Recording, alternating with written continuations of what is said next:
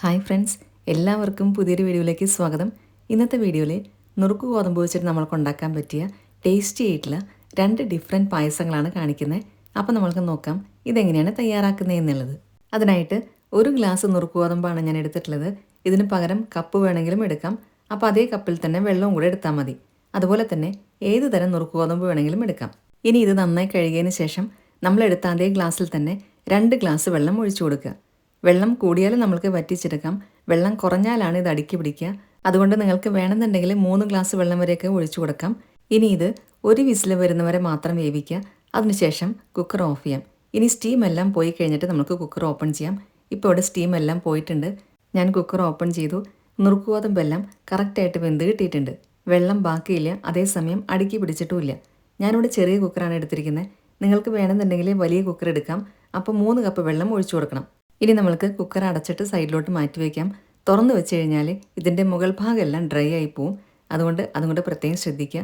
ഇനി ഇതിലേക്ക് അണ്ടിപ്പരിപ്പും ഉണക്കമുന്തിരിയും കൂടെ നമ്മൾക്ക് വറുത്തെടുക്കണം. അതിനായിട്ട് 1 ടേബിൾ സ്പൂൺ നെയ്യ് ഒഴിച്ച് അതിനകത്തേക്ക് ആദ്യമേ തന്നെ അണ്ടിപ്പരിപ്പാണ് ഇട്ട് കൊടുക്കുന്നത്. നിങ്ങൾക്ക് വേണമെന്നുണ്ടെങ്കിൽ ഒരുമിച്ച് വറുത്തെടുക്കാം. അതായത് അണ്ടിപ്പരിപ്പ് കുറച്ചൊന്ന് ഫ്രൈ ആയിട്ട് വരുമ്പോൾ ഉണക്കമുന്തിരിയും കൂടി ഇട്ട് കൊടുക്കാം. ഞാനിവിടെ ഇപ്പം ഇങ്ങനെ വറുത്തെടുക്കുന്നുണ്ട്. ഇത് രണ്ടും സൈഡിലോട്ട് മാറ്റി വയ്ക്കുക. ഇനി നമ്മൾക്ക് ഷുഗർ ഒന്ന് കാരമലൈസ് ചെയ്തെടുക്കണം. അതിനായിട്ട് ഒരു പാനിലേക്ക് 1 കപ്പ് ഷുഗർ ഇട്ട് കൊടുക്കുന്നുണ്ട്. ആദ്യമേ തന്നെ ഇത് ഇളക്കേണ്ട ആവശ്യമില്ല, മീഡിയം ഫ്ലെയിമിൽ വെക്കുക. ഇനി ഇത് ഇതേപോലെ കുറേശ്ശെ മെൽട്ടായിട്ട് വരുമ്പോൾ നമ്മൾക്കിതൊന്ന് ഇളക്കി കൊടുക്കാം. ഇങ്ങനെ വന്നു കഴിഞ്ഞാൽ നമ്മളിനി തീ ലോ ഫ്ലെയിമിലോട്ടാക്കുക. ആദ്യമേ തന്നെ നമ്മൾ ഇളക്കി കൊടുത്തു കഴിഞ്ഞാൽ സ്പൂണിലെല്ലാം ഷുഗർ ഒട്ടിപ്പിടിക്കും. അതുകൊണ്ടാണ് ആദ്യം ഇളക്കേണ്ട എന്ന് പറയുന്നത്. ഈ സമയത്ത് ലോ ഫ്ലെയിമിലാക്കിയിട്ട് വേണം ഇനി ഇത് കാരമലൈസ് ചെയ്തെടുക്കാനായിട്ട്.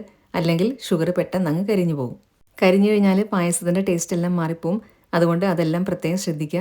ഇപ്പോൾ ഇതിവിടെ കറക്റ്റ് പാകമായിട്ട് വന്നിട്ടുണ്ട്. ഈ ഒരു സമയത്ത് നമുക്ക് ഇതിനകത്തേക്ക് 2 ടേബിൾ സ്പൂൺ ബട്ടറും കൂടി ഇട്ട് കൊടുക്കാം. ഞാനിപ്പോൾ ഇവിടെ 1 ടേബിൾ സ്പൂണാണ് ആദ്യം ബട്ടർ ഇട്ട് കൊടുത്തിട്ടുള്ളത്. ഇത് ഇട്ട് കൊടുത്ത ഉടനെ തന്നെ കുറച്ചൊന്ന് കട്ടയാവും. അത് കുഴപ്പമില്ല, ഇളക്കിക്കൊണ്ടേ ഇരുന്നാൽ മതി. ഈ സമയത്തൊക്കെ നല്ലൊരു മണമായിരിക്കും വരുന്നത്. കാരമലൈസ്ഡ് ആയിട്ടുള്ള ഷുഗറും ബട്ടറും കൂടെ ചേർന്ന് ടോഫിയുടെ ഒക്കെ ഒരു മണമായിരിക്കും വരുന്നത്. ഇപ്പോൾ ഞാനിവിടെ 2 ടേബിൾ സ്പൂൺ ബട്ടറും ഇട്ട് കൊടുത്തു. ഇത് ചെറുതായിട്ടൊന്ന് കട്ടയാവുന്നുണ്ട്. അത് കുഴപ്പമില്ല, ഇളക്കിക്കൊണ്ടേ ഇരുന്നാൽ മതി. അപ്പോൾ അത് മിക്സ് ആയിക്കോളും. പിന്നെ ശ്രദ്ധിക്കേണ്ട മറ്റൊരു കാര്യം, നമ്മളിത് ഉണ്ടാക്കുന്നതിന് കുറച്ച് മുന്നേ തന്നെ ബട്ടർ എല്ലാം ഫ്രിഡ്ജിൽ നിന്ന് പുറത്തിറക്കി വെക്കണം. ഇത് റൂം ടെമ്പറേച്ചറിലായതിനു ശേഷം വേണം നമ്മൾ ഇട്ട് കൊടുക്കാനായിട്ട്. അതുപോലെ തന്നെ 1 ലിറ്റർ പാലാണ് നമ്മൾ ഇതിനകത്ത് യൂസ് ചെയ്യുന്നത്. അപ്പോൾ അതും നേരത്തെ തന്നെ റൂം ടെമ്പറേച്ചറിലാക്കി വെക്കാൻ ശ്രദ്ധിക്കുക. വേണമെന്നുണ്ടെങ്കിൽ പാല് മറ്റേ അടുപ്പത്ത് തിളപ്പിച്ച് ചെറിയ തീയിൽ വെക്കാം. അത് പാട കെട്ടാതെ ശ്രദ്ധിക്കണം. ഇപ്പോൾ നമ്മളുടെ ബട്ടർ സ്കോച്ച് സോസ് എല്ലാം റെഡി ആയിട്ടുണ്ട്. ഇതിനകത്തേക്ക് 1 ലിറ്റർ പാൽ ഒഴിച്ചു കൊടുക്കുക. പാൽ ഒഴിച്ചു കൊടുത്ത ഉടനെ തന്നെ ഇതൊന്ന് കട്ടയാവും. അത് കുഴപ്പമില്ല, നമ്മളിങ്ങനെ ഇളക്കിക്കൊണ്ടേ ഇരുന്നാൽ മതി, കട്ടയെല്ലാം പോയിക്കോളും. ഞാനിവിടെ ഫുൾ ക്രീം മിൽക്കാണ് ഒഴിച്ചു കൊടുത്തിട്ടുള്ളത്. നിങ്ങൾക്ക് വേണമെന്നുണ്ടെങ്കിൽ ലോ ഫാറ്റ് മിൽക്കും ഒഴിച്ചു കൊടുക്കാം. ഇനി നമ്മൾ നേരത്തെ വേവിച്ച് വെച്ച നുറുക്ക് ഗോതമ്പ് ഇതിനകത്തേക്ക് ഇട്ട് കൊടുക്കാം. എല്ലാം കൂടി ഇട്ട് കൊടുത്തതിന് ശേഷം നല്ല പോലെ ഇളക്കിയെടുക്കുക. കട്ടയൊന്നും തീരെ ഇല്ലാത്ത രീതിയിൽ വേണം ഇളക്കിയെടുക്കാനായിട്ട്. ഈ സമയത്ത് മധുരം ഒന്നും കൂടെ നോക്കാം. ആവശ്യമാണെങ്കിൽ നോർമൽ ഷുഗർ കുറച്ചും കൂടി ഇട്ട് കൊടുക്കാം. ഞാനിപ്പം ഇവിടെ ഇട്ട് കൊടുക്കുന്നില്ല, ഇതിനകത്ത് നല്ല മധുരമുണ്ട്. ഇനി ഇത് ഇളക്കിക്കൊണ്ടേ ഇരിക്കുക. നന്നായിട്ട് ഇതൊന്ന് തിളച്ച് വരണം. ഇപ്പോൾ പായസം എല്ലാം നല്ലപോലെ തിളച്ച് വന്നിട്ടുണ്ട്. ഈ ഒരു സമയത്ത് ഒരു നുള്ളു ഉപ്പിട്ട് കൊടുക്കുന്നുണ്ട്. ഇതിൻ്റെ ടേസ്റ്റ് ഒന്ന് ബാലൻസ് ചെയ്യാൻ വേണ്ടിയിട്ടാണ് ഉപ്പിട്ട് കൊടുക്കുന്നത്. ഇനി നമ്മൾക്ക് വേണ്ടത് വനില എസൻസ് ആണ്.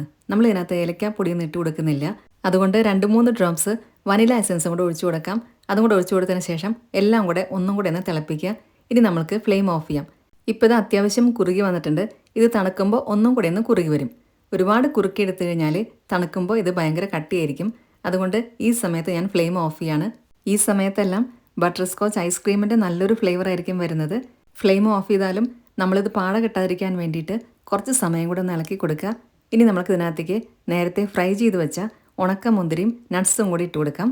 എന്നിട്ട് കുറച്ച് സമയം കൂടെ ഇളക്കി കൊടുത്തതിന് ശേഷം ഇതൊന്ന് അടച്ചു വയ്ക്കാം.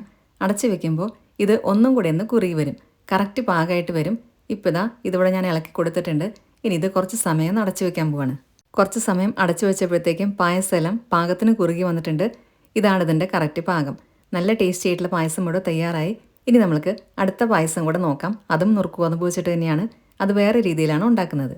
ഇതിലും നമ്മൾ 1 കപ്പ് നുറുക്ക് ഗോതമ്പ് തന്നെയാണ് എടുക്കുന്നത്. നേരത്തെ കഴുകി കുക്കറിൽ വേവിച്ചെടുത്ത അതേപോലെ തന്നെ ഇവിടെയും വേവിച്ചെടുക്കുക. ഇനി ഇത് വേവുന്ന സമയം കൊണ്ട് നമ്മൾക്ക് ഇതിനകത്തേക്ക് വേണ്ട ശർക്കരപ്പാനി പെട്ടെന്ന് തന്നെ റെഡിയാക്കാം.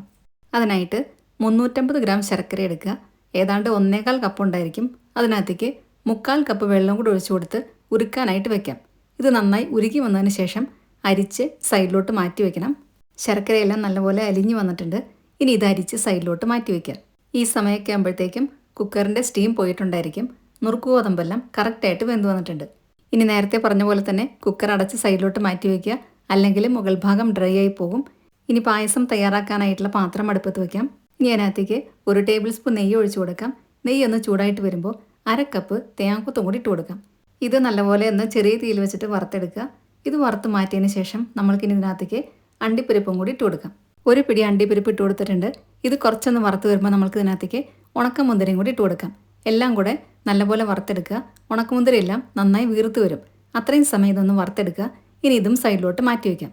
ഈ സമയത്ത് നെയ്യ് കുറവാണെങ്കിൽ കുറച്ചും കൂടെ നെയ്യ് ഒഴിച്ചു കൊടുക്കുക. അതിനുശേഷം നമ്മൾ നേരത്തെ വേവിച്ച് വെച്ച നുറുക്ക് ഗോതമ്പ് ഇട്ട് കൊടുത്തിട്ട് എല്ലാം കൂടെ നല്ല പോലെ ഒന്ന് കുറച്ച് നേരം വഴറ്റിയെടുക്കുക. അതിനുശേഷം ഇതിലേക്ക് നേരെ ശർക്കര പാനി ഒഴിക്കാം. നേരത്തെ അരിച്ച് നമ്മൾ മാറ്റി വെച്ചിട്ടുണ്ടായിരുന്നു. ആദ്യമേ തന്നെ എല്ലാം കൂടെ ഒഴിച്ചു കൊടുക്കണമെന്നില്ല. മധുരം നോക്കിയിട്ട് പിന്നെ ഒഴിച്ചു കൊടുത്താലും മതി. ഇനി ഇത് നന്നായിട്ടൊന്ന് ഇളക്കിയെടുക്കുക.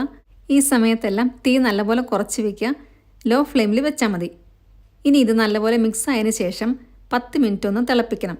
കട്ടകളൊന്നും ഇല്ലാത്ത രീതിയിൽ വേണം നമ്മൾക്കിത് ഇളക്കിയെടുക്കാനായിട്ട്. ഇപ്പം ഇതിവിടെ നല്ലപോലെ തിളച്ച് വന്നിട്ടുണ്ട്. ഈ ഒരു രീതിയിൽ വേണം നമ്മൾക്ക് കിട്ടാനായിട്ട്. കട്ടകളൊന്നും തീരെയില്ല.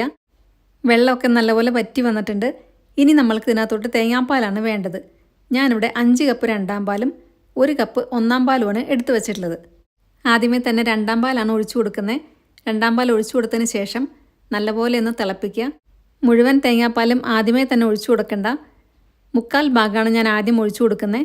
എന്നിട്ടിത് നന്നായി കുറുകി വന്നതിന് ശേഷം നോക്കിയിട്ട് നമ്മൾക്ക് ബാക്കി ഒഴിച്ചു കൊടുത്താൽ മതി. ബാക്കി മാറ്റി വെച്ച കുറച്ച് തേങ്ങാപ്പാലും കൂടെ ഒഴിച്ചു കൊടുക്കുന്നുണ്ട്. 2-ാം പാൽ ഒഴിച്ചു കൊടുത്തതിന് ശേഷം കുറച്ച് നേരം തിളച്ചാലും കുഴപ്പമില്ല. 1-ാം പാൽ ഒഴിച്ചു കൊടുത്തിട്ട് നമ്മൾ തിളപ്പിക്കരുത്. ഇനി നമ്മുടെ പായസത്തിൻ്റെ ടേസ്റ്റ് ഒന്ന് ബാലൻസ് ചെയ്യാൻ വേണ്ടിയിട്ട് 1/2 ടീസ്പൂൺ ഉപ്പിട്ട് കൊടുക്കുന്നുണ്ട്. 1/2 ടീസ്പൂൺ ജീരകപ്പൊടിയും 1 ടീസ്പൂൺ ഏലക്കാപ്പൊടിയും കൂടി ഇട്ട് കൊടുക്കുന്നുണ്ട്. എന്നിട്ടിത് നന്നായിട്ടൊന്ന് യോജിപ്പിക്കുക. എല്ലാം കൂടെ നന്നായിട്ടൊന്ന് ഇളക്കി കൊടുക്കുക. ഇനി വേണ്ടത് 1 ടീസ്പൂൺ ചുക്കുപൊടിയാണ്. അതും കൂടെ ഞാൻ ഇട്ട് കൊടുക്കുന്നുണ്ട്. ചുക്കുപൊടി ഓപ്ഷണലാണ്. വേണ്ടാന്നുണ്ടെങ്കിൽ അത് ഇട്ട് കൊടുക്കേണ്ട ആവശ്യമില്ല. ഇനി നമ്മൾ ഇതിനകത്തോട്ട് 1-ാം പാൽ ഇതുവരെ ഒഴിച്ചു കൊടുത്തിട്ടില്ല. 1 കപ്പ് 1-ാം പാലാണ് ഞാൻ ഒഴിച്ചു കൊടുക്കുന്നത്. നല്ലപോലെ ഒന്ന് മിക്സ് ആക്കി കൊടുക്കുക. നന്നായി ചൂടായി വരുമ്പോൾ നമ്മൾക്ക് ഗ്യാസ് ഓഫ് ചെയ്യാം. ഇനി നമ്മൾ നേരത്തെ വറുത്ത് വെച്ച തേങ്ങാക്കൊത്തും നട്ട്സ് ഉണക്കമുന്തിരി ഇതെല്ലാം ഇട്ട് കൊടുക്കാം. ഇനി തണുക്കുമ്പോൾ ഇത് കറക്റ്റ് പാകമായിരിക്കും. ഇത്രയേ ഉള്ളൂ. നല്ല ടേസ്റ്റി ആയിട്ടുള്ള പായസം ഇവിടെ തയ്യാറായി കഴിഞ്ഞു. അപ്പോൾ എല്ലാവർക്കും ഇന്നത്തെ 2 പായസം ഇഷ്ടമായെന്ന് വിചാരിക്കുന്നു. വീഡിയോ ഇഷ്ടമായിട്ടുണ്ടെങ്കിൽ നിങ്ങളുടെ ഫ്രണ്ട്സിനും റിലേറ്റീവ്സിനൊക്കെ ഷെയർ ചെയ്യാൻ മറക്കരുത്. സബ്സ്ക്രൈബ് കൂടെ ചെയ്യുക. അതിൻ്റെ സൈഡിലുള്ള ബെല്ലൈക്കണിൽ ഓൾ എന്നുള്ള ഓപ്ഷനോടെ ക്ലിക്ക് ചെയ്യുക. അപ്പോൾ നെക്സ്റ്റ് ടൈം ഞാൻ വീഡിയോ ഇടുമ്പോൾ പെട്ടെന്ന് തന്നെ നോട്ടിഫിക്കേഷൻ വരുന്നതായിരിക്കും. ഇനി ഫേസ്ബുക്കിൽ കാണുന്നവരാണെങ്കിൽ നമ്മുടെ പേജ് ഫോളോയും ലൈക്കും കൂടെ ചെയ്യാൻ മറക്കല്ലേ. ഈ രീതിയിൽ പായസം എല്ലാം ഉണ്ടാക്കി നോക്കിയതിന് ശേഷം നിങ്ങളുടെ ഫീഡ്ബാക്സ് എല്ലാം കമൻസിലൂടെ അറിയിക്കുക. നല്ലൊരു വീഡിയോ ആയിട്ട് വീണ്ടും കാണാം. താങ്ക്